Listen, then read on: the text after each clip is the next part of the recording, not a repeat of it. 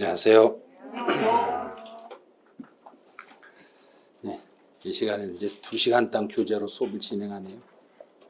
2시간당 교재는 이 교재 한 곳만 가지고 계속 진행을 하기 때문에요. 이번 이제 이번에는 과정이 좀 달라져요. 조금 달라지기 때문에 지금 이제 해야 될 일이 우리가 할 일은 이번에는 이론에다가 기출을 더해가지고 하는 거예요. 이론하고 기출을 더해줘요. 그래서 이론 먼저 정리하고 그 부분에 대한 기출 정리를 하고 이렇게 이론하고 기출을 이번 3, 4월에는 두 개를 동시 병행을 해갈 거예요.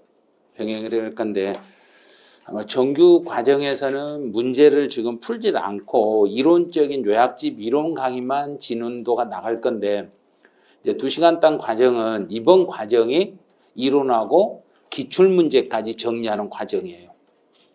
그래서 2시간당 하시는 분들은 그 별도로 이제부터 따로 문제가 시험 볼 때까지 제공이 안 돼요. 2시간당은 이 교재 안에 있는 문제들만 소화를 시키시면 돼요. 이것만 가지고 정리하시면 되니까 교재에 보면 문제 많이 들었어요. 한 반절은 문제고 반절은 이론이에요. 그래서 이번에는 이제 이론 정리를 하나씩 해 가면서 그 연관된 문제가 나오면 같이 페이지수 연결해 가면서 같이 한번 진도를 나갈 거예요. 이제 교재 14쪽부터 보시기 바라네요. 14쪽은 조세 개념 및 용어 정리라고 해가지고 조세 특징부터 이렇게 쭉 나오는데 실제 이제 시험에 나오는 거 위주로 한번 정리를 해드릴 건데요. 여기서는 요 핵심 이 부분이요. 요 표가 중간에 핵심에가 국세와 지방세가 표 하나가 딱 붙어 있을 거예요. 이 표를 가지고 어떤 형태로 문제가 출제되고 어떤 식으로 문제를 풀어야 되는지 그걸 이제 잡아내시면 돼요. 국세 지방세에서는 이 중요한 이 표 하나만 요것만 그냥 딱 잡아버리시면 돼요. 그래서 취득세는 지방세예요. 요건 지방세, 취득세는 지방세고 그다음에 등록면허세도 지방세, 재산세도 지방세, 종합부동산세는 국세, 양도소득세도 국세예요. 국세, 지방세 이제 구분하셨어요. 그럼 이제 국세, 지방세가 구분이 됐으면 이제는 세금을 부과할 권한이 있는 자, 과세권자를 또 찾으셔야 돼요. 과세권자를 찾을 때 취득세 과세권자는 특별시장, 광역시장, 도지사가 돼요. 네, 등록면허세는 도, 구, 재산세는 시, 군, 구. 이게 이제 과세권자예요. 그럼 여기까지 이제 과세권자까지 다 찾았네요. 그럼 이제 마지막으로 찾을 게 납세지를 이렇게 찾는 거예요. 납세지요. 지방세 납세지와 국세 납세지로 찾아가요. 그래서 지방세들의 납세지는 그 물건 소재지를 납세지로 하고 국세들의 납세지는 그 사람의 주소, 지를 납세지로 이렇게 찾으시면 돼요. 이렇게만 정리하시면 돼요. 그러면 14쪽에서 봐야 될 거 하나도 없어요. 이 표 하나만 보고 하는 거예요. 이 표만 보고 하시되 자꾸 이 표에서 국세, 지방세, 과세권자, 납세지 이걸 자꾸 이 표를 연습을 좀 해주셔야 돼요. 그 다음에 이제 15쪽으로 가보세요. 15쪽에 보시면 이제 세금 중에서 이제 또 중간 하단에 보시면 핵심이라 이 표 하나가 또 있을 거예요. 이 표를 가지고 이제 마무리 정리하는 거예요. 그럼 국세, 지방세를 다시 한번 봐요. 취득세는 지방세, 등록면허세, 지방세, 재산세, 지방세, 종합부동산세, 국세, 양도소득세, 국세예요. 그럼 이제 여기다가 하나를 더 붙여요. 이제 지방세 과세권자 취득세는 특, 광, 토. 등록면허세, 도, 구, 재산세, 시, 군, 구. 그래서 지금 제가 메모한 것을 지방세 칸 동그라미 있는 데다 그 안에다 쓰실 분은 그걸 한번 쓰신 게 좋아요. 그래서 취득세는 지방세 동그라미가 돼 있죠. 지방세 동그라미가 돼 있는데 지금 15쪽 강의하고 있어요. 이미 14쪽은 이미 지나갔어요. 15쪽에 그 네모 핵심 표 중에 지방세라는 취득세 칸 속에다가 특광도, 등록면허세, 도, 구, 재산세, 시, 군, 구 그렇게 메모하시면 돼요. 이렇게만 하시면 이제 국세, 지방세, 과세, 권자까지 딱 잡혀요. 그 다음에 이제 갈 게 물건으로 낼 수 있는 세금이 있고 분할해서 내는 세금이 있는데 먼저 이제 물건으로 내는 세금은 누구만 가능하는가 이제 찾으면 여기서는 재산세만 가능하고 나머지는 하나도 안 돼요. 오로지 재산세 딱 하나만, 재산세라는 세금 요거 하나만 물건으로 낼 수 있습니다. 그래요. 재산세만 가능한데, 그런데 그게 양가로 6번에 동그라미 2번에서 재산세 뒤에 가로에 표시돼 가지고 도시 지역분 재산세 포함이라는 그 지문만 밑줄만 딱 그어놓으시면 돼요. 도시 지역분 재산세는 포함합니다. 그러면 여기서 물납에서 재산세라는 요 세금 요 속에다가요. 이 속에 여기에 누구를 포함시키라는 이야기인가? 도시분 재산세를 포함한다. 이렇게 표에다가 이렇게 써놔버려도 돼요. 이렇게 그러면 나중에 이제 더 문장까지 안 봐도 표 하나만 가지고도 다 끝나버릴 수 있어요. 그럼 도시분 재산세를 포함한다. 그럼 도시분 재산세만 포함하는 것이고 만약에 재산세에 부과되는 지방교육세나 재산세에 따라다니는 지역자원시설세는 물납이 된다 안 된다? 안 된다는 걸 생각하시면 돼요. 자, 그럼 여기까지 잡았어요. 이제 분할납부로 가보죠. 분할납부는 어떤 게 돼요? 그러면 취득세, 등록면허세는 안 되고 재산세와 종합부동산세와 양도소득세는 분할납부가 가능합니다. 그럼 여기서 분할납부가 되면 이제 조금 더 이제 한 단계를 더 가려면 재산세는 금액이 얼마가 넘으면 가능해요? 그러면 250만 원이 초과되면 그러면 요거는 이제 이 속에다 메모하는 거예요. 250만 원 초과 2개월 이내에요. 이렇게 메모를 하는 거예요. 그러면 이 표 하나 가지고 모든 게 싹 끝나게 되는 거예요. 그다음에 종합부동산세는 얼마가 넘으면 돼요? 그러면 여기는 250만 원 초과하고 250을 초과하고 6개월 이내 기간 동안 분할해서 낼 수 있습니다. 자, 2개까지 잡았어요. 그럼 이제 세 번째요. 양도소득세는 1,000만 원 초과 2개월 이내입니다. 이렇게 잡으시면 돼요. 그럼 양도소득세에서 여기서 1,000만 원 초과라고 했을 때 이때 1,000만 원은 여기서 1,000만 원이라는 건 예정신고 때 1,000 그랬던가 확정신고 때 1,000 그러겠는가? 둘 다예요. 예정이든 확정이든 상관없이 1,000만 원만 넘으면 분할해서 낼 수 있겠습니다. 이렇게 간 거예요. 그럼 다 끝난 거예요. 자, 그럼 이제 여기서 이제 조금만 더 이제 연결해 볼게요.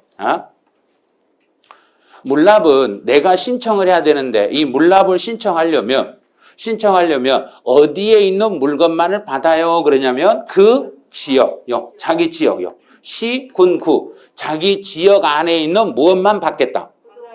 관할내의 부동산만 받겠다. 관할내의 부동산만 받는데 문제는 내가 신청을 하는데 납부기한 며칠 전에는 신청하고 10일 전에 신청하면 신청받고 나서 며칠 안에 승인 여부를 통지하고 5일 안에 통지하고 만약에 불허가 통지를 내면 다시 재신청은 불허가 통지 받고 며칠 안에 재신청하고 10일 안에 재신청하겠습니다. 그러면 되는 거예요. 그럼 여기까지 해서 모든 게 이제 물납하고 분할납부가 싹 끝나. 그럼 다 끝났으면 밑에 있는 OX는 직접 본인들이 1, 2월 달에 다 풀었어야 돼요. 1, 2월 달에 지금 3월 달 나는 3월 달 처음인데요. 그러면 3월 달 처음 하신 분은 지금부터 풀어 가셔야 돼요. 저는요, 1, 2월 달 안 듣고요. 3월부터 처음 들어요. 그러면 처음 들으시니까 이제 1, 2월 달에 하셨다고 보니까 나는 처음이니까 이제 풀어 가셔야 되는 거예요. 근데 1, 2월 달 해가지고 여기서 혹시 틀린 지문이 있으면 이런 걸 찾아봐요. 그러면 이제 문제 3번 봐보세요. 자, 3번이요. 취득세 과세권자는 그럼 취득세 과세권자는 누구 그랬는가요? 특황도. 그런데 특별자치시장, 특별자치도지사 그랬네요. 특별자치시, 특별자치도. 그러면 특별자치시, 특별자치도는 이건 별개예요. 그럼 특별자치시는 우리가 알고 있는 거 어디 있는가요? 세종시. 또 특별자치도는 제주도. 그러죠? 거기밖에 없어요. 특별자치도, 특별자치시. 그러면 제주도에서는 제주도 전체가 지방자치단체 이게 하나 특별자치도고 나머지 제주도 무슨 시 있는 거 그런 건 신경 안 써도 돼요. 그래서 그 제주도 안에서는 11개 지방세를 한꺼번에 다 걷는 거예요. 너 세종시에서 한꺼번에 다 걷는 거예요. 그러니까 여기 특별자치시 도 나온 것은 그냥 신경 쓰지 마시고 거기에서는 모든 세금을 다 거둘 수 있다 이렇게 생각하시면 돼요. 그러면 취득세도 특별자치시도 되고 특별자치도도 다 들어가는 거예요. 그래서 혹시 문제 풀다가 3번처럼 특광 돌아겠는데 이건 뭐지? 이거 왜 이러지? 그리고 이거 X라고 이거 체크해 버릴 수가 있어요. X 아니에요. 이거는 X 아니라 이게 맞는 지문이니까 조심을 해 주셔야 돼요. 이런 지문은. 자, 이제 한 페이지 넘겨보세요.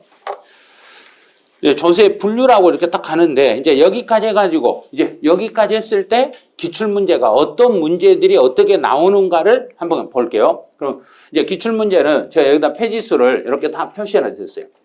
그러면 이제 페이지수 186페이지에 나와 있는 기출문제 1번 문제가 여기하고 연결된 거예요.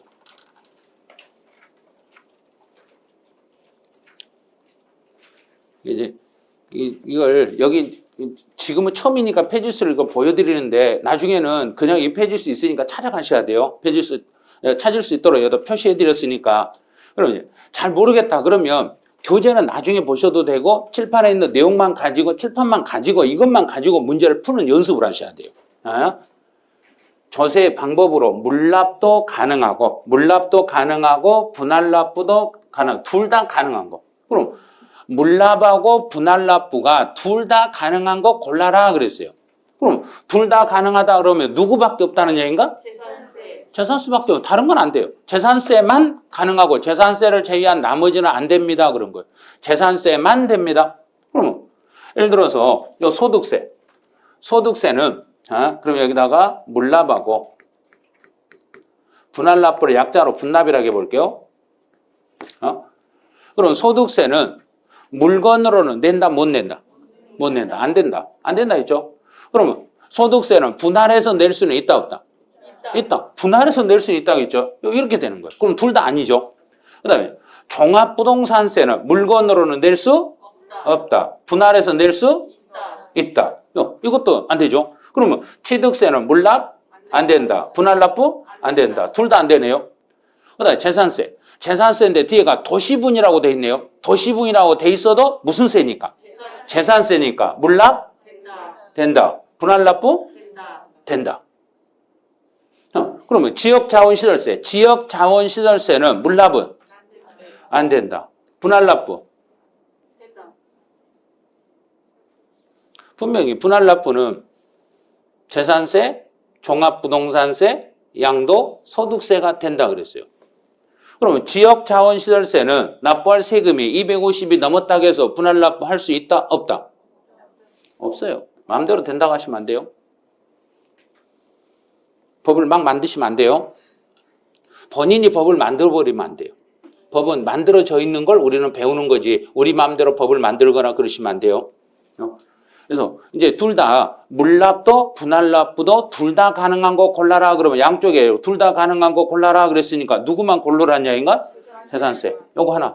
그러면 밑에가 니을 하나 들어있는 거예요. 이렇게 고르는 거예요. 기출문제 연습을 하실 때 분명히 여기서도 도시지역분 재산세란 이름을 써줬어요. 그러면 도시지역분 재산세도 이름이 무슨 세하고 똑같다는 얘기인가?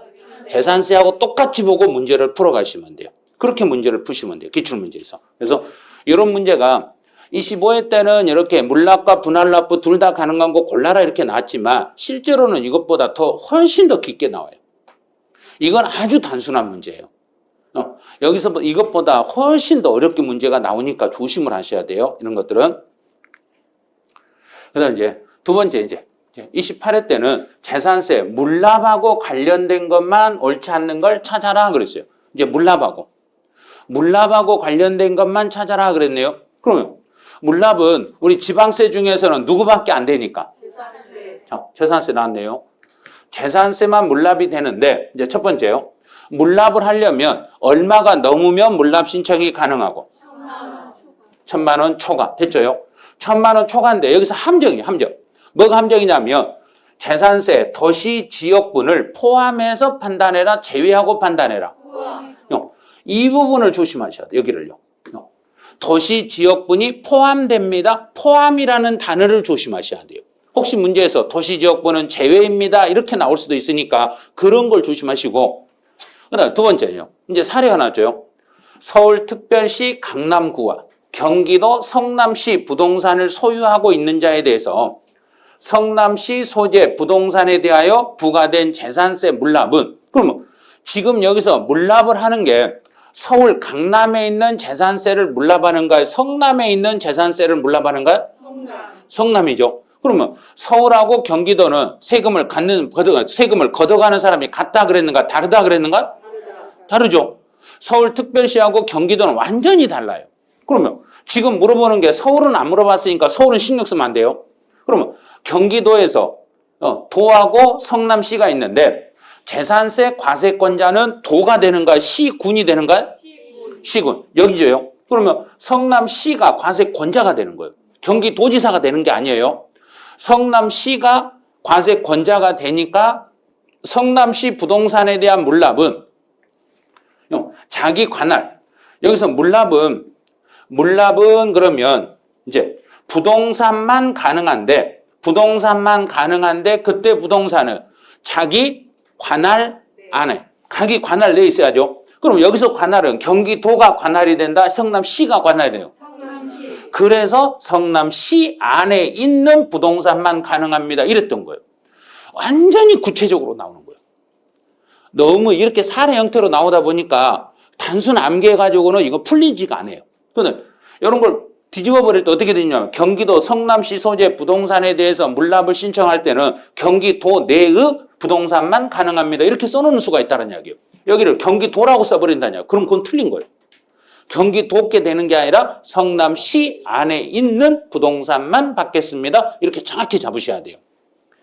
그다음 이제 세 번째 질문은 물납 허가를 받았네. 자, 물납 허가를 받았으면 물납 재산이 정부로 들어가면 그 부동산을 정부에다 전달해주면 그 부동산을 받았으니까 정부는 제 날짜에 세금을 받은 걸로 봐라, 안 받은 걸로 봐라? 받은 걸로 봐라. 그러면 납부 기한 내에 납부한 것으로 본다 그랬어요. 본다는 이야기는 그게 아니어도 그걸로 봐주겠다는 말이에요. 그럼 만약에 이 물건이 제 날짜, 우리 7월 31일보다 더 늦게 7월 30일이 지나서 부동산이 정부에게 전달이 되더라도 7월 31일까지 돈을 낸 걸로 봐준다? 안 낸 걸로 봐준다? 낸 걸로 봐주겠다는 이야기예요. 그다음 이제 네 번째요. 물납을 하려는 사람은 본인이 신청을 해야 돼요. 본인이 신청을 해야 되는데 신청을 할 때는 마감, 납부기한 며칠 전에는 신청하고 10일 전까지는 신청해라. 그러면 신청을 했으면 신청을 받은 지방자치단체장은 신청을 받았으니까 허가 여부를 통지해야죠. 그럼 통지는 신청받은 날로부터 며칠 안에 통지하고 5일 이내에 승인 여부를 통지해 드리겠습니다. 만약에 여기서 불허가 통지를 내면 이제 여기가 나와요. 정부에서 불허가 통지를 내면 나는 재신청이 가능하다, 불가능하다? 가능하다. 재신청이 가능합니다. 그럼 재신청은 불허가 통지를 받고 며칠 안에 다시 가능하고 10일. 그럼 이제 5번을 보는 거예요. 불허가 통지를 받았으면 정부가 허가 안 해줬으면 부동산으로 다른 부동산으로 변경 신청은 허용되지 않는다 그랬는가 허용된다 그랬는가? 허용된다. 변경 허용되지 않으면 이게 틀렸어요. 금전으로만 다시 납부해라가 아니라 다른 부동산으로 며칠 안에 재신청할 수 있고 10일 안에. 그런데 여기서 주의할 건 이제 여기 함정이 있어요. 불허가 통지를 받았으니까 이제 성남시의 부동산을 신청했는데 성남시에서 안 받아 그랬어요. 나 이거 못 받아. 그러면 이제는 성남시 걸 불허가 해버렸으니까 경기도에 있는 재산으로 신청하면 받는다 안 받는다? 안 받는다. 바로 거기에 함정이 들어있는 거예요. 여기요. 불허가 통지를 했더라도 다시 해당 시군구 자기 지역에 있는 다른 부동산으로 변경 신청만 되는 거예요. 자기 지역 것만 되는 거예요. 만약에 성남시에 이 A라는 부동산을 내밀었는데 안 받으면 성남시에 있는 B라는 다른 부동산으로 내밀어야지 경기도 걸 내밀어서는 안 된다는 이야기예요. 언제나 자기 지역에 있는 거예요. 그럼 이렇게 지문 하나씩 보면서 중간에 함정이 들어있는 지문들을 다 찾아내셔야 돼요. 그래서 이 기출문제 지문들은 1번부터 5번까지예요. 그냥 꼼꼼히 읽으셔야 돼요.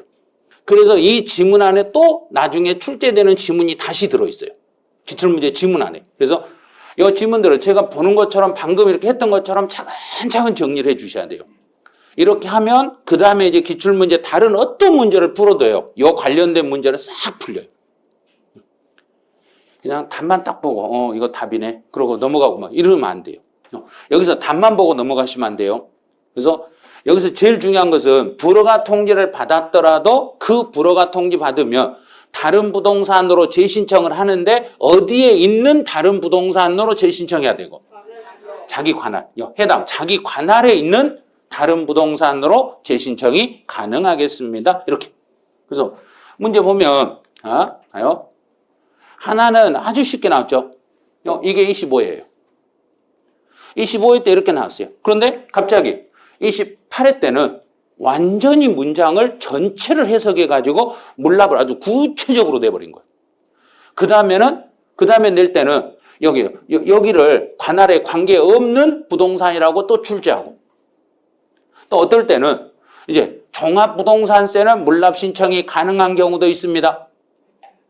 종합부동산세 물납 신청이 가능한 경우 있다 없다? 없다. 없어요. 종부세는 안 돼요. 그럼 양도소득세는 국내 자산을 양도했을 때 물납 신청이 가능한가요? 국외 자산을 양도했을 때 물납 신청이 가능한가요? 둘 다 안 돼요. 그래야 돼요. 그런 걸 문제로 내는 거예요. 그럼 이제 물납과 관련된 문제, 기출문제까지 싹 풀어냈어요. 자, 여기까지 풀어냈어. 그럼 이제 끝. 이제 여기 기출문제 이렇게 정리하시는 거. 앞에 문제를 보고 그 관련된 내용하고 그 관련 있는 기출문제를 한꺼번에 쫙 정리를 해 가셔야 돼요. 그 다음에 이제 지방세를 구분하는 것은 이제 교재 27페이지로 26페이지로 오시면 돼요. 26페이지에 보시면 이제 국세와 지방세로 나누는데 지방세는 특별시, 광역시, 구, 도, 시군으로 나누는데 여기서 이제 우리 지방세인 취득세와 또 지방세인 등록면허세와 또 지방세인 재산세 이 세 개를 구분을 해요. 이렇게 세 개를 구분해요. 취득세와 등록면허세와 재산세 세 개만 구분을 해봐요. 그럼 이 중에 이제 취득세는 이제 머리글자 따보죠. 취득세는 앞에 머리글자를 따면 특, 광, 토. 여기만. 그러면 구세, 시군세는 아닙니다. 이렇게. 등록면허세 그러면 등록면허세는 어디 그러면 된가요? 도, 구. 그러면 등록면허세는 도하고 구. 그러면 특별시, 광역시 아니고 시군 아닙니다. 그다음에 재산세는 시, 군, 구. 시군구. 그러면 구, 그다음에 시군 이렇게 하고 나머지는 안 됩니다. 이렇게 X를 그으시면 돼요. 자, 여기 어렵다. 그럼 오른쪽에 17페이지 오른쪽 제일 위에 보면 표가 있어요. 제일 위에 표예요. 취득세는 특, 광, 도. 등록면허세, 도, 구. 재산세, 시, 군, 구. 그럼 끝났어요. 나머지는 구체적으로 안 보셔도 돼요. 자, 그럼 두 번째 이제 조세 사용 목적에 따른 분류에서 보통세와 목적세로 가보네요. 이거는 시험범위 아니에요. 그냥 스치고 넘어가세요. 이런 것들은. 그럼 여기까지만 다시 한번 볼게요. 여기까지만. 취득세는 지방세, 등록면허세 지방세, 재산세 지방세, 종부세 국세, 양도세 국세. 그럼 이제 다시 이제 취득세 과세권자는 특, 광, 도, 등록면허세, 도, 구, 재산세, 시, 군, 구. 이렇게 계속 연습해 놓고 문제 풀 때는 나 몰라라고 풀어요. 그래서 이런 걸 문제가 어떻게 나온지를 알면 대비를 하실 수 있어요. 이런 것들이요. 그다음에 이제 보통세와 목적세는 일반 경비로 쓰는 게 보통세, 특정한 목적을 위해 사용하는 게 목적세예요. 그럼 우리가 배우는 세금들은 전부 보통세예요. 목적세는 하나도 없어요. 그러니까 보통세, 목적세 구분해라 이런 문제는 시험에 안 나와요. 안 나오니까 너무 크게 그런 고민 안 하셔도 돼요. 자, 이제 한 페이지 넘어가요. 이제 18쪽으로 가네요. 이제 직접세와 간접세 이것도 밑에 표가 있는데 지금 칠판에 있는 표 세 개 다 있어요. 있는데 이 표가 직접세, 간접세 구분해라 이것도 시험에 내는 거 아니에요. 그러면 또 한 번 연습해봐요. 한 번 더 연습해볼게요. 이제 취득세는 지방세, 등록면허세 지방세, 재산세 지방세, 종부세 국세, 양도세 국세. 이제 취득세 과세권자는 특, 광, 도. 등록면허세, 도, 구, 재산세, 시, 군, 구. 이제 직접세라는 것은 세금을 내는 사람하고 세금을 부담하는 사람이 똑같은 걸 직접세라고 그래요. 그래서 우리가 알고 있는 세금들은 전부 직접세고 간접세는 하나도 없습니다. 그럼 이런 것도 문제 내는 거 아니에요. 모두 다 직접세입니다. 그래요. 그럼 직접세는 자기가 세금을 부담해서 자기가 직접 갖다 내는 걸 직접세. 내가 부담해서 다른 사람한테 주면 그 사람이 받아서 전달하는 건 간접세. 그러면 직접세, 간접세는 그걸로 끝. 자, 인세와 물세로 가보네요. 이제 이거는 조심해야 돼요. 인세와 물세는 이제 오른쪽 19페이지 오른쪽 인세, 물세 표 하나 있을 거예요. 그 표를 참고로 보시면 돼요.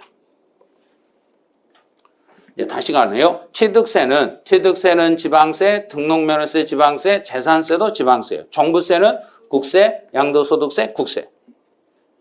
계속 국세, 지방세 구분을 하셔야 돼요. 이걸 해놔야 나중에 문제에서 순간적으로 지문 하나씩 바꿔질 때 그걸 풀어낼 수 있는 거예요. 네. 이제 인세라는 것은 사람이 중심이 되는 걸 인세라 하고 물건이 중심이 되는 걸 물세라고 그래요. 그럼 취득세는 물건 중심의 물세가 되고 등록면허세도 물세. 근데 재산세는 어떤 건 인세가 되고 어떤 건 물세가 돼요. 그럼 이걸 이제 찾아내야 돼요. 그럼 재산세 중에서 토지는 인세가 되고 토지를 제외한 나머지는 물세가 돼요. 그럼 이 토지 이외라는 걸 요걸 생각을 해야 돼요. 이 부분을 생각해야 돼요. 토지를 제외한 나머지가 어떤 거예요? 이걸 생각을 해야 돼요. 그러면 토지를 제외한 나머지는 건축물, 또 주택, 선박, 항공기라는 게 있습니다. 이런 것들이요. 그럼 건물이나 주택이나 선박이나 항공기 이것들은 물건 중심의 세금이에요. 이게 물건 중심의 세금이라는 얘기예요. 그래서 토지와 토지 이외로 구분하니까 토지 이외라고 해야지 토지 이외가 뭔지를 모르고 있으면 안 되는 거예요. 토지를 제외한 나머지를 건축물, 주택, 선박, 항공기라고 그래요. 그럼 건물이나 주택이나 선박이나 항공기는 사람이 중심이라는 이야기인가 물건이 중심이 된다는 이야기인가? 물건이 중심이 되는 세금입니다. 그다음에 종합부동산세는 사람 중심, 양도소득세도 사람 중심이에요. 그러면 인세하고 물세를 이제 찾아냈어요. 그러면 인세는 자 인세요. 인세는 그 사람을 중심으로 합산하여 과세하는 합산과세가 원칙이 되고, 물세는 물건 하나씩 따로따로 과세하는 개별과세가 됩니다. 인세는 합산과세로 연결하고 물세는 개별과세로 연결하는 거예요. 그럼 이제 인세와 물세를 두 개를 찾았어요. 이제 자 여기까지 찾았어요. 그럼 이제 완전히 이제 조금 더 깊이 들어가네요. 이제 단계를 조금 더 늘려요.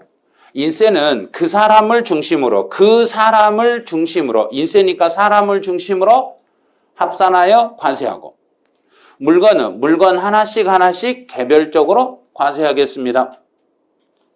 그럼 취득세는 물세니까 화살표 그대로 따라가요. 취득세는 물세니까 개별과세. 등록면허세도 물세이기 때문에 개별과세. 재산세는 토지는 인세, 토지를 제외한 나머지는 물세, 토지 이외는 물세입니다. 그럼 토지는 합산과세, 토지를 제외한 나머지는 개별과세. 종합부동산세는 인세네요. 인세니까 합산과세. 양도소득세도 인세니까 합산과세입니다. 이렇게 연결하는 거예요. 그럼요. 이게 해결됐어요. 그럼 종합부동산세 세금을 계산할 때는 내가 주택을 가지고 있으면 한 개씩 여러 개를 가지고 있으면 따로따로 종부세가 나오는가? 전체 묶어서 나오는가? 전체 묶어서 나오는 거예요. 전체 묶는 게 합산과세, 따로따로 계산하는 건 개별과세라고 합니다. 그래요. 자, 그러면 인세와 물세는 여기서 끝내셔야 돼요. 이것만 하시고 이제 끝내시고, 그럼 이제 총가세와 총양세로 나누는데, 과세 표준에 따른 분류에서 가격을 기준으로 하면 종가세가 되고 수량을 기준으로 하면 종양세가 되는데, 여기서도 앞에를 먼저 정리를 하셔야 돼요. 이게 나올 때마다 계속 여기까지는 연습을 지금 끝내셔야 돼요. 여기까지 이제 맞춰줘야 돼요. 취득세는 지방세, 등록면허세 지방세, 재산세 지방세, 종합부동산세 국세, 양도소득세 국세. 근데 관세권자 취득세는 광토, 등록면허세는 도, 재산세 시, 군, 구. 여기까지 다 이제 맞춰져야 돼요. 이제 여기까지 이제 끝이에요. 더 이상 나오지 않아요. 여기까지 하고 이제 끝내요, 여기는. 네. 가격을 기준으로 하면 종가세, 수량을 기준으로 하면 종양세. 가격을 기준으로 하는 건 모든 세금은 다 가격을 기준으로 해요. 그럼 이건 시험에 내지를 않아요. 만약에 문제를 낸다면 종량세를 취하는 게 어떤 게 있냐 이걸 가지고 문제를 내요. 그럼 종량세를 취하는 건 등록면허세만 종량세를 취할 수 있고 나머지는 전부 종가세예요. 그럼 이제 종량세를 취하는 것 중에 등록면허세 칸이에 동그라미 쳐졌네요. 그것만 보면 되는 거예요. 등록면허세가 종량세가 동그라미가 돼 있는데 그러면 뒤에다가 이렇게 뒤에다 가로에서 말소등기 이렇게 하나 써놔봐요. 말소등기. 그럼 등록면허세에서 말소하면 말소 한 번 할 때마다 얼마씩을 물리냐면 6,000원씩을 물려요. 그래서 등록면허세는 말소 한 건당 6,000원씩 물리는 종량세를 취하고 있습니다. 이렇게 가는 거예요. 이제 독립세와 부가세로 가보네요. 독자적으로 세금을 계산하는 것을 독립세, 다른 세금이 있으면 그 세금에 따라다니는 것을 부가세 그래요. 그럼 자기 스스로 독자적으로 세금을 계산할 수 있는 걸 독립세라고 하고 다른 세금이 있으면 그 세금에 따라다니는 세금을 부가세 이렇게 말해요. 그럼 독립세는 아직 안 읽어도 돼요. 그럼 부가세 오른쪽 표만 봐보세요. 다시요. 이 부가세에서는 각 세금에서 이렇게 따라다니는 거. 어떤 세금이 따라가는 것만 찾으시면 돼요. 취득세라는 세금에는 농어촌 특별세가 따라갑니다. 취득세 또 하나 다른 게 지방교육세라는 세금이 여기에 따라가요. 근데 등록면허세에 따라가는 것은 지방교육세예요. 지방교육세가 따라붙고 근데 재산세에 따라붙는 것도 지방교육세라는 세금이 따라갑니다. 종합부동산세는 농어촌 특별세라는 세금이 따라갑니다. 그래요. 어떤 세금이 따라붙는 것만 기억하면 돼요. 거기에 몇 퍼센트가 따라붙는 거 그런 거 중요하지 않아요. 같이 가는 세금이 이 세금에는 무슨 세금이 같이 가는가 같이 가는 세금만 찾아주시면 돼요. 그럼 여기도 또 OX 지문이 있네요. 그럼 OX 지문이 있는데 이것들도 이제 한번 연습해요. 3번 지문 한번 봐보세요. 자, 3번. 재산세의 경우에 토지와 주택은 개인별로 합산하여 과세하는 인세입니다. 그러면 토지와 주택이 인세다 해야 된가요? 누구만 인세다 그래야 된가? 토지만 인세입니다. 이렇게 답을 해야 되는 거예요. 토지만 인세가 되고 토지를 제외한 나머지는 물세입니다. 이런 식으로. 자, 여기까지 했으면 이 부분과 관련된 문제, 없네. 기출문제 여기까지는 하나도 없어요. 이제 나머지는. 그 다음에 이제 용어 정리로 가봐요. 용어 정리에서 표준세율로 가보네요. 이 표준세율이라는 것은 그 지역 사정에 따라서 어느 정도 범위 내에서 올리고 내릴 수 있는 거예요. 더하기 빼기가 가능한 세율을 표준세율이라고 그래요. 그럼 표준이라는 이야기는 법에서 정해진 세율이 딱 있으면 이게 정해져 있으면 이 정해진 세율을 그대로 법대로만 받겠다는 이야기인가 올릴 수도 있고 내릴 수도 있다는 이야기인가? 올리고 내리고 하라는 이야기는 법에서 이 세율이 있으면 이 세율은 법대로 가는 세율이다. 따르지 않을 수 있는 세율이다. 따르지 않는. 그럼 이제 그걸 찾아요. 먼저 그걸 찾아내요. 두 번째 줄 끝으로 가요. 이에 따르지 아니할 수 있는 세율을 표준세율이랍니다. 그래요. 이에 따르지 아니할 수 있는 세율을 표준세율이랍니다. 그럼 이제 문제에서는 그러면 몇 프로만큼 안 따라갈 건데요. 그걸 문제로 내는 거예요. 그럼 이제 표를 보는 거예요. 바로 밑에 표예요. 이제 국세, 지방세는 다 익혔다고 이제 생략이에요. 이제부터는 표준세율은 취득세는 몇 프로 범위 내에서요? 그러면 50%예요. 등록면허세는요? 50%예요. 재산세는요? 50%예요. 전부 50%로 하면 돼요. 다 50%예요. 대신에 재산세는 내가 이 재산을 손에 들고 있으면 올해만 재산세가 나오는 게 아니라 내년에도 재산세가 나와요. 그럼 매년 재산세가 나오는데 한 번 더하기 빼기 했어도 그 해만 더하기 빼기가 되는 게 아니라 그 해당 연도에 한정한다는 것만 주의하시면 돼요. 내년에 연결하면 안 돼요. 올해 세금을 더 받았으면 올해 한해서만 더 받는 거지 내년까지 연결해서는 안 됩니다. 그런 거예요. 그 해 한해서만 받겠습니다. 이렇게 가는 거예요. 그래서 재산세는 해당 연도에 한정합니다. 그러면 작년 시험에 나왔던 거 제가 한번 알려드릴게요. 작년 시험에 나온 거. 등록면허세는 60% 범위 내에서 가감할 수 있습니다. 틀렸는데 50이라고 했죠. 또 재산세요. 재산세는 한 번 가감하면 3년에 한해서 적용합니다. 틀렸네요. 그런 걸 작년 시험에 내놓은 거예요, 이게. 이런 게.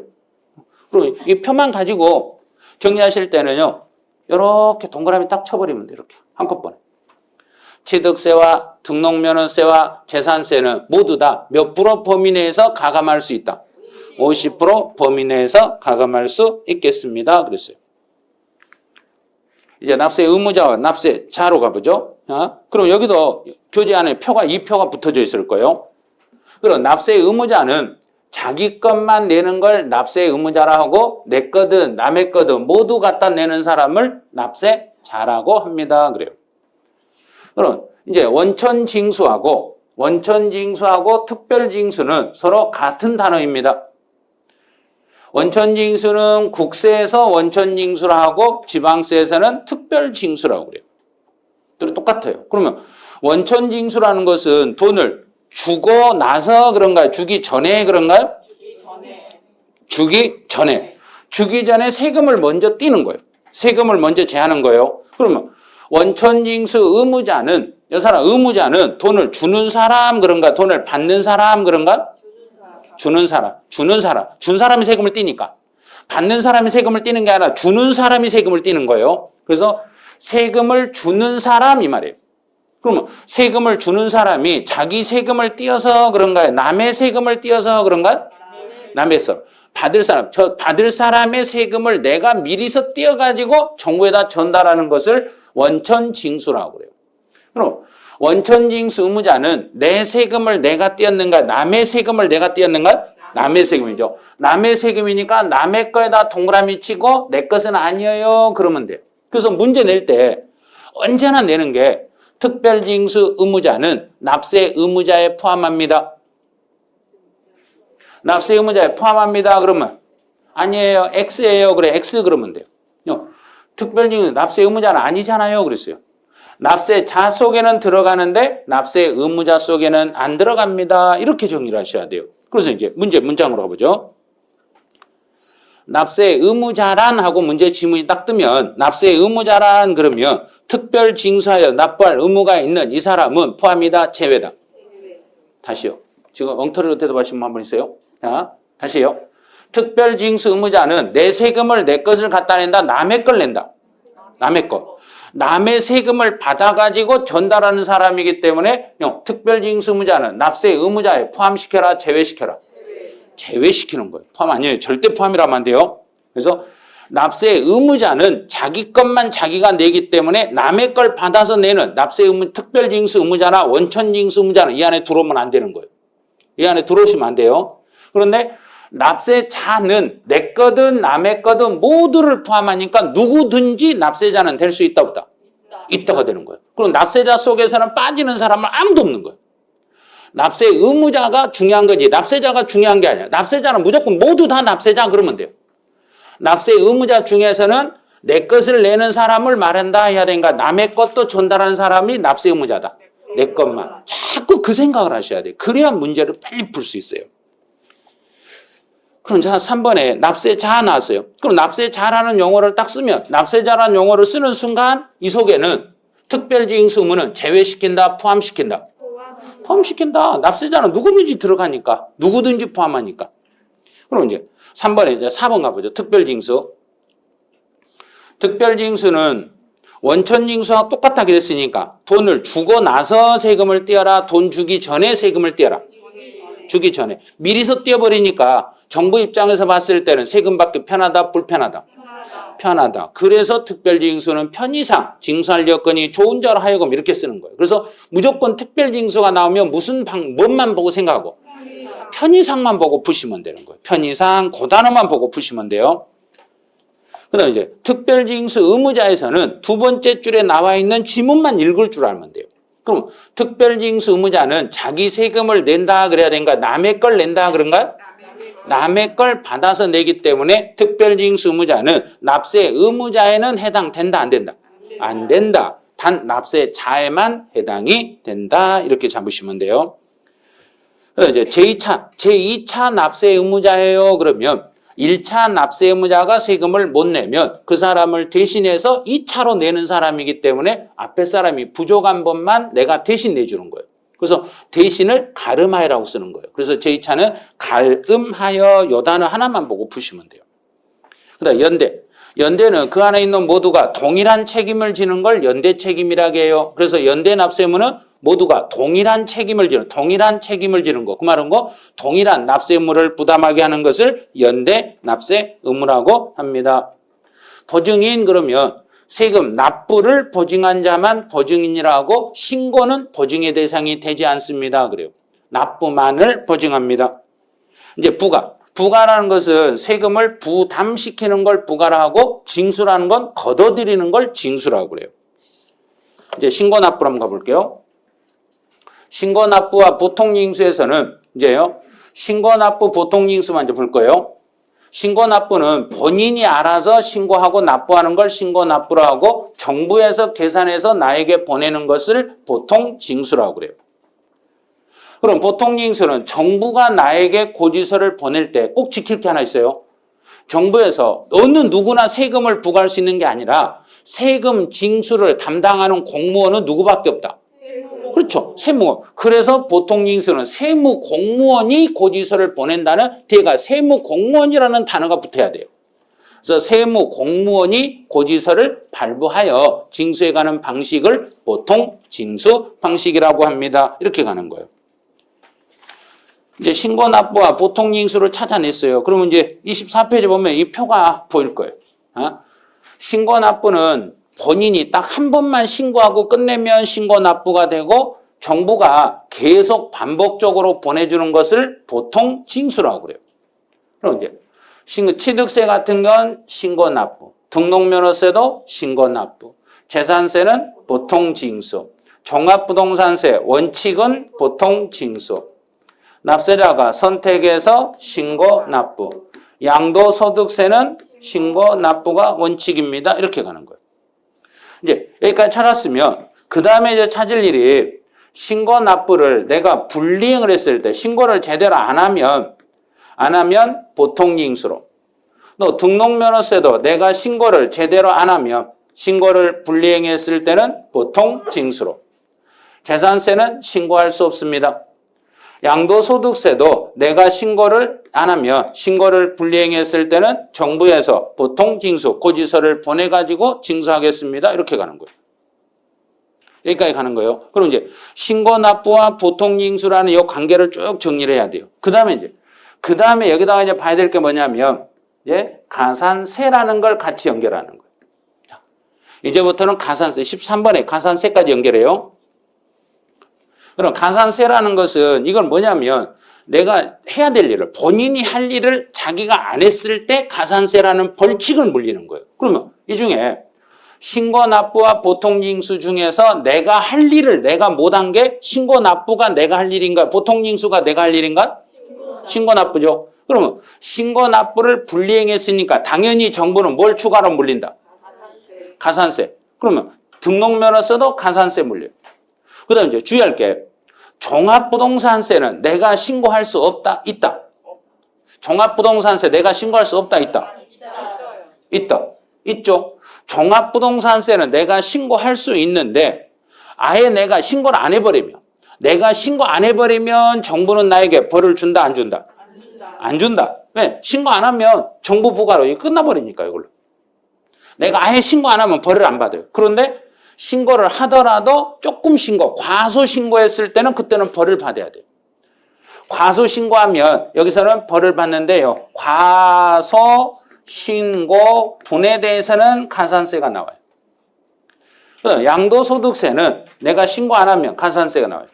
그런데 재산세는 이제는 공부 안 하셔도 돼요. 재산세까지 따로 공부할 필요 없으니까 거기에 그 교재 보면 24페이지에 재산세가 가산세 동그라미라고 돼 있는데 동그라미 돼 있네. 그건 신경 쓰지 마세요.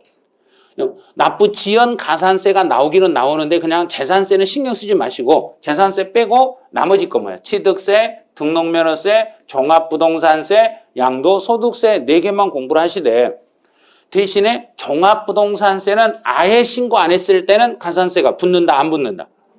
안 붙는다. 신고 안 했을 때는 안 붙어요. 그런데 만약에 과소 신고했을 때는 안 붙는다, 붙는다?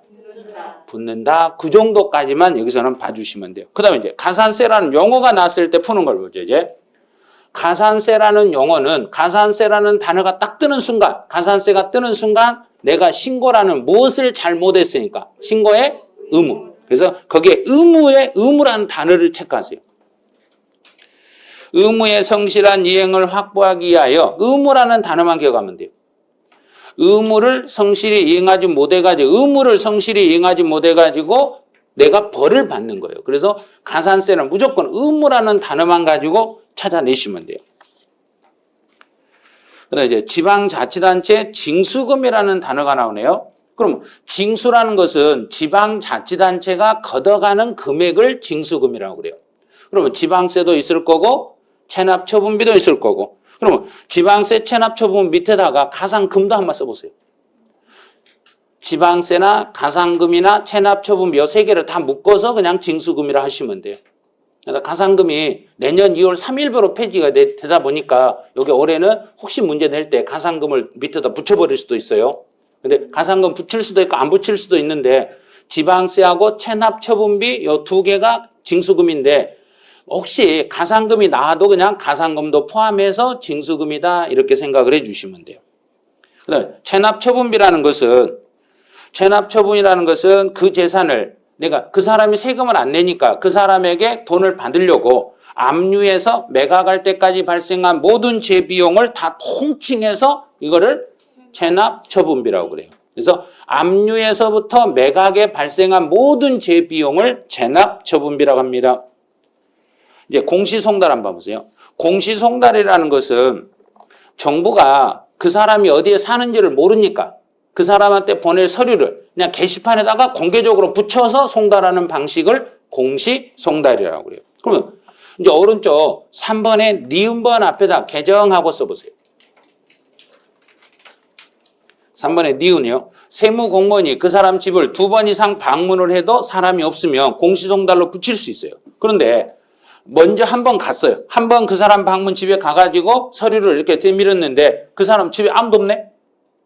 그래서 첫날 가고 이제 두 번째 날까지 갈 때, 두 번째 갈 때 첫날부터 며칠이 지난 다음에 다시 가야 되냐면 3일이 지난 다음에 다시 갔어도 없으면 공시송달로 붙이는 거예요. 거기에 올해 법이 개정이 됐어요. 그래서 그게 어디가 개정됐냐면 첫 번째 줄 중간에 보시면 가로에 처음 방문한 날과 마지막 방문한 날 사이의 기간이 3일 이상이어야 한다. 요게 법이 개정이 됐어요. 그래서 첫날 한 번 갔다가 두 번째 날 또 가는데 그 사이가 3일이 지난 다음에 다시 갔는데도 사람이 없어서 고지서를 못 주겠으면 그때는 게시판에 붙여도 됩니다. 이렇게 가는 거예요.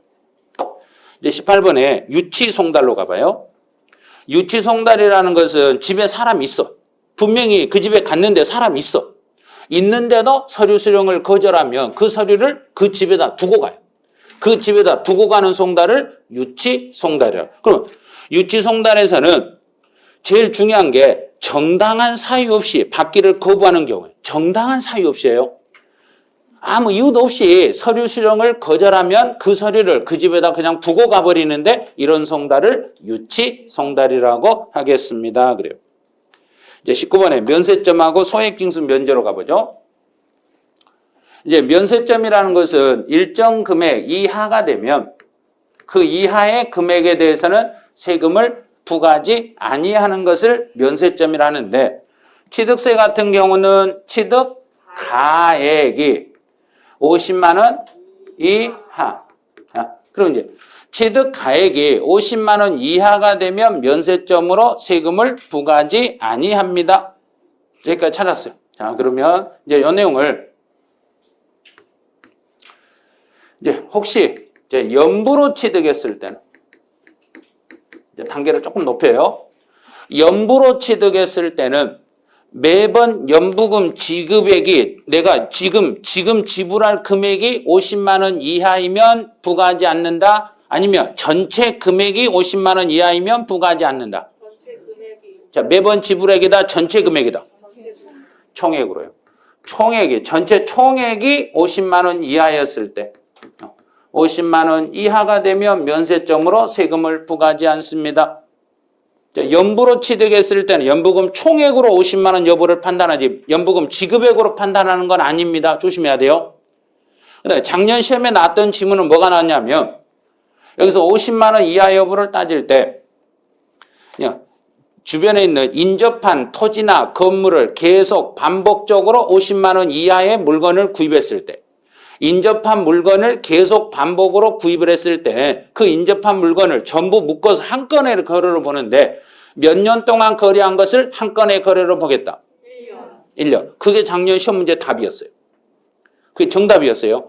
1년 동안 인접한 토지나 건물을 계속 반복적으로 거래했을 때는 그 계속 반복 거래한 것을 따로따로 거래가 아니라 전체를 묶어서 몇 건의 거래로 보겠다. 한 건의 거래로 보니까 다 더해서 얼마가 넘으면은 면세점 적용을 안 해주겠다. 50만 원이 넘어버리면. 그래서 따로따로 50이 아니라 1년 동안 인접한 토지 건물을 다 묶어서 50만 원 여부로 판단하겠습니다. 그런 거예요. 이제 소액징수 면제는 일정 금액에 미달하면 그 미달한 세금은 징수하지 않겠습니다. 그래서 재산세에서는 세액이 2,000원 미만이면 징수하지 않습니다. 올해는 주의하셔야 되기를. 그럼 재산세로 징수할 세금이 2,000원 미만이면 징수하지 않았으니까 2,000원짜리는 징수한다 안 한다? 한다. 2,000원 미만은 안 받는다 했으니 2,000원부터는 징수하겠습니다. 이렇게 잡으시면 돼요. 여기까지 용어 정리 문제가 이제 유통과세와 보유과세까지 잠깐 정리해 볼게요. 유통과세라는 것은 유통이라는 이야기는 사고 파는 걸 통칭해서 유통이라고 그래요. 사고 파는 것. 근데 보유라는 건 가지고 있을 때 내는 세금을 보유과세라는데 한 페이지 넘겨보세요. 26페이지로 가보시면 이제 취득과 양도는 이게 유통과세예요. 취득과 양도는 유통과세고 보유하고 관계된 건 보유과세예요. 그럼 취득하고 관계된 건 무슨 세가 취득과 관계되어 있고 취득세와 취득과 관계되는 게 무슨 양도가 나와요. 취득과 관계되는 건 취득세와 등록면허세, 양도와 관계되는 것은 양도소득세, 보유와 관계되는 건 재산세와 종합부동산세 이렇게 정리하는 거예요. 이 정도만 정리를 해주시면 돼요. 그러면 취득과 관계되는 건 취득세가 딱 뜨는 순간 같이 따라다니는 것 두 개를 얼른 생각해야 돼요. 취득세 따라다니는 것은 농어촌 특별세와 지방교육세. 또 등록면허세가 나오면 따라다니는 것은 지방교육세. 재산세가 나오면 따라다니는 거 지방교육세. 종합부동산세가 나오면 따라다니는 거 농어촌 특별세. 그것만 가지고 문제를 계속 풀어가시면 되는 거예요. 그럼 이제 용어 정리해서 어떤 식으로 문제가 출제되는가 이제 작년 시험 문제죠. 이게 31회, 여기는 188페이지에 들어있어요. 처음에 진도 따라오실 때 약간 이게 앞에하고 뒤로 왔다 갔다 하다 보니까 좀 벅찰 거예요. 근데 이제 나중에 요령이 생기면 어떻게 하냐면, 내가 문제는 따로 잘라야 되겠구나. 왔다 갔다 하는 것보다는 그냥 잘라놓고 두 개를 가지고 다니는 게 훨씬 편하겠구나. 이런 생각이 드실 때가 될 거예요. 이제 한 몇 번 하다 보면 요령이 좀 생기실 거예요. 영어에 대한 설명으로 틀린 걸 찾아라. 그럼 보통징수. 보통징수 그러면 뒤에가 누가 이렇게 나오라겠는가요? 그렇죠. 세무공모. 그런데 편의상 그랬네요. 편의상이 나오면 뭐라고 써야 되고?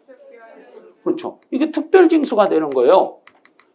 특별징수인데 보통징수라 했으니까 너 틀렸네? 그럼 바로 1번이 답이에요. 그럼 두 번째지. 취득세에서 사용하는 부동산이라 부동산. 취득세에서 부동산은 뭐지? 우리 부동산 그러면 취득세에서는 부동산이 과세 대상물인데 부동산 속에 무엇과 무엇을 더해서 부동산이라고. 발음 정확히 하세요. 토지와 건축물. 토지와 건축물을 묶어서 두 개를 더해서 이걸 부동산이라고. 그러면 여기까지 문제를 냈으면 이번에 이제 32의 시험은 취득세에서 부동산이라 해서 토지와 건축물을 냈으니까 이제는 반드시 문제를 내면 이 토지의 정의를 내게 돼 있어요. 이 토지가 그러면 토지가 뭘 토지라고 그래요? 이걸 문제로 올해는 반드시 출제하게 돼요. 그럼 토지의 정의라는 건 뭐예요? 그러면 토지라는 것은 토지대장에 들어있으면 토지대장에 등재된 토지 있어요. 토지대장에 등재가 돼 있으면 요거는 토지가 돼요. 그러면 만약에 토지대장에 등재가 안 돼 있으면 사실상의 토지는 토지라고 말하면 된다 안 된다?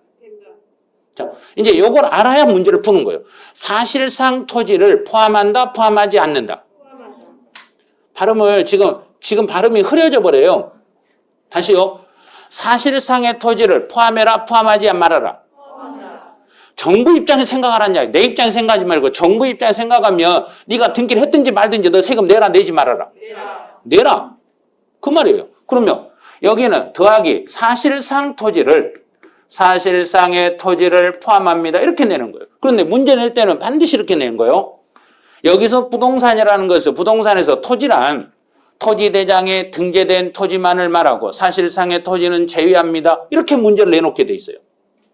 그럼 요 기출문제 지문에서 이번에 나올 수 있는 지문 요걸 찾아내셔야 돼요.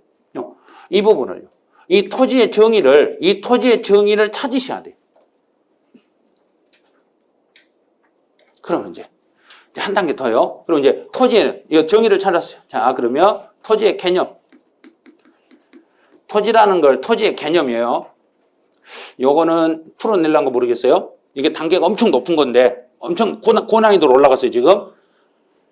여기서 토지라는 것은 토지의 개념은 지방세법에서 개념을 정했다. 지방세가 아닌 다른 데서 개념을 정했다. 엄청 어렵다고 그랬어요.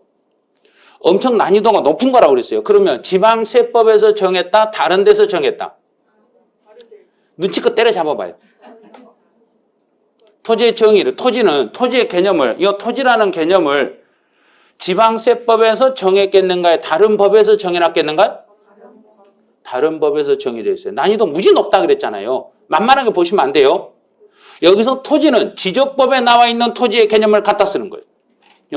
지적법상의 토지의 28개 지목을 갖다 쓰는 거예요.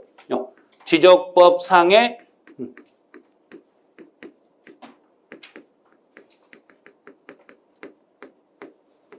지적법상의 토지의 개념을 갖다 쓰겠습니다. 그래요. 그럼 이제 여기 이걸 가지고 이제 시험 문제를 출제하네요. 자, 시험 문제 출제 가보네요. 재산세에서 토지와 종합부동산세 토지의 개념은 동일하다. 맞았다? 틀렸다? 왜 맞았다? 그렇죠. 지적법의 정의로 똑같으니까 지적법 개념으로 같으니까 같은 거예요. 지적법에 있는 토지로 개념이 똑같아요. 그래서 재산세 토지든 종합부동산세 토지든 취득세 토지든 개념은 무조건 다 어느 법에 나와 있는 걸 갖다 쓰니까 지적법칙을 갖다 쓰는 거예요. 이렇게 문제를 내면은요 핑 돌아요. 그런데 이렇게 시험에 2번이나 나왔어요. 지금 최근에는 안 나왔지만 한참 전에 이런 식으로 시험에 출제됐어요. 어마어마하게 시험 난이도 높게까지 문제를 출제한 적이 있어요. 그래서 기출문제를 보면서 그냥 단순하게 토지 및 건축물을 말하는데 그냥 읽지 마시고 그러면 여기서 토지는 어디까지를 토지라고 하지? 건물은 어디까지를 건물이라 하지? 이런 걸 한 번씩 찾아보셔야 돼요. 그래서 이 건축물은 건축법에 나와 있는 건축물을 말해요. 근데 그거는 우리 시험하고 상관없으니까 시험에 안 내는 거예요. 토지는 시험에 내요. 토지는 시험에 내니까 토지는 조심을 하셔야 돼요. 토지는. 그 다음 이제 세무공무원이라. 그럼 세무공무원이라 그러면 무슨 일 하는 사람 그런가요? 세금 일하는 사람. 세금 부가징수하는 사람. 국가 공무원 중에 세금 일하는 공무원을 누구라 한다? 세무공무원. 자, 그러면 납세자. 납세요. 납세자. 납세자는 내 것을 말한다. 내 것, 남의 것, 모든 걸 말한다. 모든 것. 내 거든 남의 거든 모두를 말한다 했어요. 그러면 이 속에는 누구는 제외시켜란 말은 쓴다, 못 쓴다? 무조건 납세자 속에는 제외란 말이 들어간다, 포함이라고 들어간다. 무조건 포함. 누구든지 다 포함. 납세자에서는 제외된다는 말은 절대 쓰시면 안 돼요. 그 다음에 징수금 나왔네요. 자, 징수금 그러면 지방세도 있죠. 지방세도 있고 체납처분비도 있고 여기다 하나 더 넣는다면 뭐 또 된다?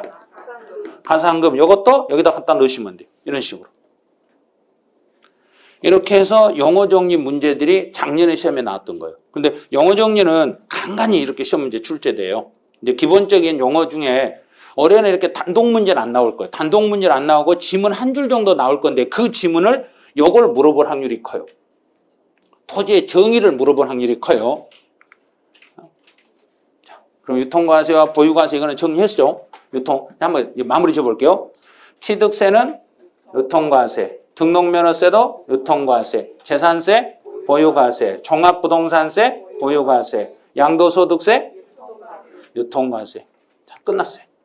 자, 그럼 이제 이거 안 보고도 해보세요, 이제. 자, 이게 25회 시험이에요. 부동산을 취득하는 경우에 취득 단계에서 부담할 수 있는 세금을 모두 골라라. 자, 그러면 무슨 세 먼저 고른다? 무슨 세부터? 플러스 또 무슨 세야 무슨 세? 농어촌 특별세와 지방교육세. 그다음에 취득 단계니까 취득세를 물릴 수가 없으면 취득세 물릴 수 없으면 대신 무슨 세 물리니까? 등록면허세. 그럼 등록면허세가 나오면 여기에 따라 나오는 세금이 지방교육세. 그 다음에 또 있어요. 그러면 취득세와 등록면허세 있고 내가 물건을 취득하려면 계약서를 쓰니까 계약서에다가 뭣도 갖다 붙여야 되고 인지를 갖다 붙이는데 그걸 인지세라고 그래요. 자, 그러면 이제 이거 찾아야지. 그럼 재산세는 취득과 관계 있다 없다? 없다. 종합부동산세. 자, 그러면 기억, 디귿 밑에서 기억, 디귿, 기억, X 시켜봐. 그럼 나머지는 4번. 이렇게 푸는 거예요. 이걸 다 일일이 이 안에 있는 걸 다 알아서 푸는 게 아니라 보유 단계에 나오는 세금만 X 컷버리면 돼요. 그것만 그어버리면 밑에 보기는 다 풀 수 있게 내줘요. 그럼 농어촌 특별세는 취득 단계에 나올 수 있다 없다? 있다. 지방교육세도 있다. 인지세 있다. 됐죠? 그럼 니은, 니을, 미음 이렇게 나왔던 거예요. 그럼 이제 시험에서는 만약에 올해 이걸 시험 문제 낸다면 여기서는 이걸 내는 게 아니라 이제 어떤 걸 내? 준비는 이걸 막 암기하면 안 돼요. 이미 이 문제는 이미 25회 때 이미 출제가 돼버린 거예요. 기출문제는 출제가 되고 이제 예상 기출되는 지문을 찾아야 되니까 이제는 여기를 취득이 아니라 여기를 양도로 바꿔가지고 문제가 나온다는 이야기예요. 그래서 이걸 언제 양도했을 때 양도하고 관계되는 세금이 해당되는 걸 골라라. 이렇게 문제를 내는 거예요. 양도하고. 그럼 이제 한번 그런 문제가 있는가 한번 볼게요. 이제는 보유 단계나 취득 단계, 보유 단계 두 개 나왔죠. 그러면 취득 단계, 보유 단계를 문제를 풀었으니까 보유 단계에서는 제일 먼저 우리가 보는 게 무슨 세? 재산세. 그럼 재산세가 나오면 따라다니는 게 지방교육세.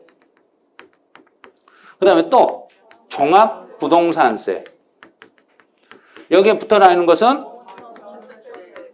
농어촌 특별세. 그런데 재산세라는 세금이 나오면 재산세 변기되는 세금이 하나 더 있죠. 지역 자원시설세.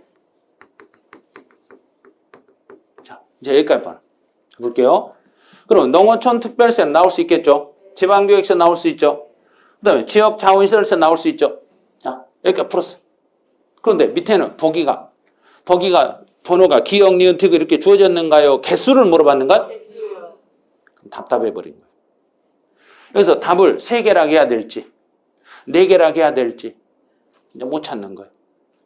뭘 못 찾냐면 보유 단계니까 내가 이 부동산을 손에 들고 있어요. 그럼 부동산 그러면 토지 건축물이죠. 토지 건축물. 그럼 만약에 제가 건물을 하나 손에 들고 있으면 내가 건물을 다 쓰겠는가 누군가에게 내줄 수도 있겠는가? 그러면 임대소득이 있다는 이야기예요. 소득세. 임대소득세가 나오면 국세인 소득세가 나오면 지방세 무슨 세가 또 나올 수 있으니까 지방소득세. 선생님 어떤 건 더하기라고 쓰고 왜 어떤 건 더하기라고 안 쓰세요? 더하기라고 안 쓴 건 독립세란 이야기예요. 그럼 독립세라는 것은 임대소득세 따로 지방소득세 따로 재산세 따로 지역자원시설세 따로 이것들은 독립세. 근데 여기 더하기라고 돼 있는 게 있죠. 이거는 이것들은 부가세예요. 그럼 부동산을 내 손에 들고 있으면 임대를 하고 있으면 보유하고 있으면 임대도 나올 수 있어요. 그러면 임대하고 관련된 무슨 세도 나올 수 있으니까. 그럼 정답은 4개. 이거를 30회 때 맞추신 분이 거의 희박해요. 거의 대부분 2개 또는 3개라 했어요. 그러면 이제 안 뺏어 봐요. 분명히 취득 단계 시험 문제 한 문제 냈죠. 여기서 취득 단계 문제 냈죠. 그 다음에 30회 때 문제 낼 때는 보유 단계 냈죠. 그러면 여기서 취득 단계가 여기가 25회 때 나왔죠. 그 다음에 보유 단계가 30회 때 나왔죠. 그러면 이제 나올 수 있는 거 취득 단계, 보유 단계 말고 무슨 단계 하나 남았다. 그럼 준비를 양도 단계를 해야 되는 거예요, 이번에는. 그래서 양도 단계만 죽으라고 공부를 하는 거예요. 그럼 이제 양도 단계를 이제 공부를 할 때, 자, 양도 단계 한번 정리해 드릴게요. 그러면 양도 단계를 시간이 너무 많이 돼 버렸네요. 그래서 여기까지는 해야 되니까 한꺼번에 딱 틀을 잡아 드릴 거예요. 그러면 양도 단계에서 여기서 나올 수 있는 세금은 이렇게 돼요. 그럼 양도를 할 때 사업성이 있는 상태, 사업성이 없는 상태. 그러면 사업성이 있는 상태로 양도하면 무슨 세가 나올 수 있는 거고? 그렇죠. 종합소득세가 나올 수 있는 거예요. 사업성이 없는 상태로 양도하면 양도소득세가 나올 수 있는 거예요. 그러면 소득세가 나오면 반드시 국세라는 소득세가 나오면 뒤에 따라붙은 게 지방세인 소득세, 무슨 세가 따라가고? 지방소득세. 이게 반드시 있다는 걸 주의하세요. 지방소득세라는 세금이 이렇게 나오는 거예요. 무조건 국세 소득세가 나오면 지방의 소득세도 같이 나오는 거예요. 그 다음에 또 만약에 감면을 받게 되시면 감면을 받으면 감면분에 대한 농어촌 특별세라는 세금이 나와요. 양도소득세에서도 감면을 받게 되시면 농어촌 특별세라는 세금이 나옵니다. 그 다음에 또 있어요. 그래서 양도 단계니까 양도를 할 때는 일단 계약서를 쓰겠죠. 사업성이 있든지 없든지 계약서를 써야 돼요. 계약서를 쓰면 뒤에 붙이는 게 인지세가 이렇게 붙는 거예요. 자, 그럼 끝났어요. 이렇게 나온 거예요.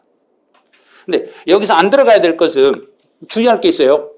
양도 단계에서 절대 양도 단계에 못 들어오는 것은 지방교육세는 못 들어와요.